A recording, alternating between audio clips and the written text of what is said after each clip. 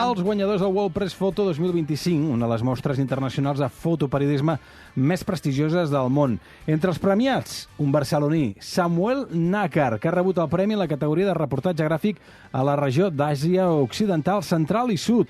Entenc que la mostra arribarà a Barcelona i que la podrem veure aquí.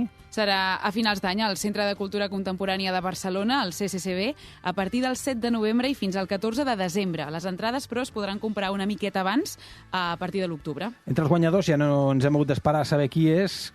El Samuel Nácar és un barceloní. Què ens pots avançar d'ell? Doncs que ha guanyat amb el reportatge Les ombres ja tenen nom, un projecte que retrata els supervivents de les presons de Síria i les tortures que van viure durant el règim de l'expresident Bashar al-Assad per la revista 5W. Doncs us podeu imaginar, el color, la llum de les fotografies fosques fetes en presons sirianes, també els cossos dels presos, realment són imatges, les hem vist, Sí. molt, molt dures. I Nácar és fotògraf, documental i realitzador i ha centrat el seu treball en temes com la migració, el conflicte social i la despoblació. Alcalde, ja veu que aquí ho tenim tot escrit, perquè a vegades es pensen que els de la ràdio ens ho inventem. Bueno, jo sí, però hi ha gent professional com la Gemma, tot escrit, tot polit. Samuel Nácar, molt bon dia. Molt bon dia. Felicitats. Moltíssimes gràcies. Què se siente al ganar un World Press Photo?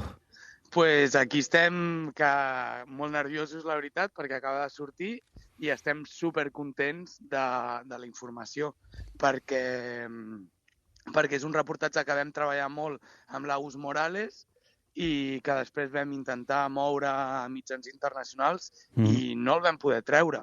Llavors, poder parlar d'aquests supervivents de les presons i que es faci públic i que tingui l'audiència que té el World Press Photo és meravellós, la veritat. Estem parlant amb tu gràcies a un exclusivot de Gemma Alegrí. El títol del reportatge, per què?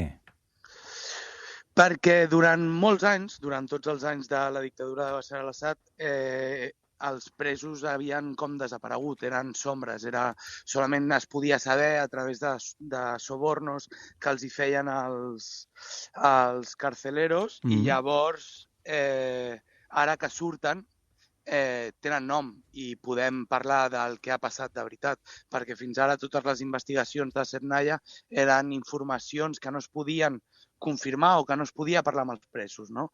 I ara, per fi, podem parlar amb els presos i podem veure el sistema d'opressió i de tortura que tenia el règim de l'Assad. Samuel, tu feia 10 anys que eres a Síria, però has explicat que no treballaves conflicte, no treballaves temàtiques com les per les quals t'ha premiat. Per què aquesta vegada t'has decidit anar per aquí? Jo mai havia entrat a Síria, jo porto 10 anys treballant migracions a Europa i jo vaig començar amb la migració siriana a Lesbos, no? Jo vaig estar un any allà i porto 10 anys veient les maneres de poder entrar a Síria, però sense cobrir el conflicte, perquè jo el que volia cobrir sobretot era la situació de tortura i de per què fugien, no? Entendre més tots els testimonis que m'havia trobat durant la ruta migratòria a Europa. I llavors, quan es va obrir aquesta finestra per entrar-hi, no m'ho vaig pensar molt i vaig anar cap a Síria per tancar un cercle que portava ja 10 anys obert. I què t'hi vas trobar a Síria, que ens puguem imaginar? Nosaltres hem vist les fotografies, però per aquells que encara no les hagin vist, què t'hi vas trobar a Síria? Pues va ser molt fort. O sigui, vaig molta ràbia de trobar-me un sistema de tortures al segle XXI tan heavy com el que havíem vist i sobretot perquè hi havia alguns personatges com el Mohamed que tenia la mateixa edat que jo i havia decidit que la seva vida no podria casar-se, no podria treballar i que li havien destrossat la vida.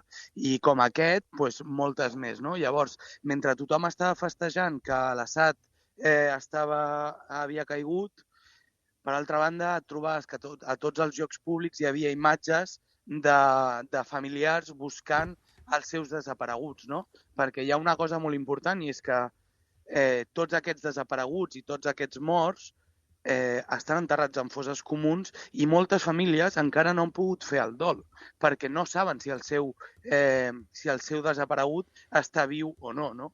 Una de les primeres coses que ens vam trobar va ser en un hospital que de sobte hi havia un home que havia sortit de la presó, però estava completament anat, perquè no podia conversar. Però hi havia cents de persones que entraven a l'habitació amb el mòbil a la mà, ensenyant-li la foto del seu familiar per veure si ell l'havia reconegut i si li podia dir alguna cosa més. I a mi això em va semblar horrorós. Horrorós. Sí, sí. És brutal. Escolta'm, l'exposició del projecte tindrà repercussió mediàtica, servirà per arribar a les consciències de tots plegats, i aquí et pregunto també pel fotoperiodisme, com creus que està en aquests moments?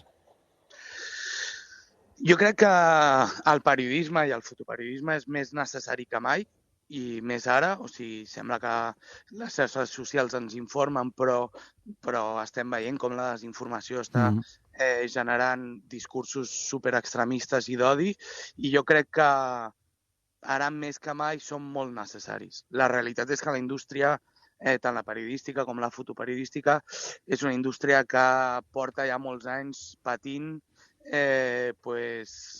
la falta de mitjans i la falta de diners, no? I per això una revista com 5W, que encara es permet fer investigacions a llarg termini o amb calma o sense tenir que dependre del breaking news i que donguin explicacions a coses molt complexes de la societat actual, és més necessari que mai.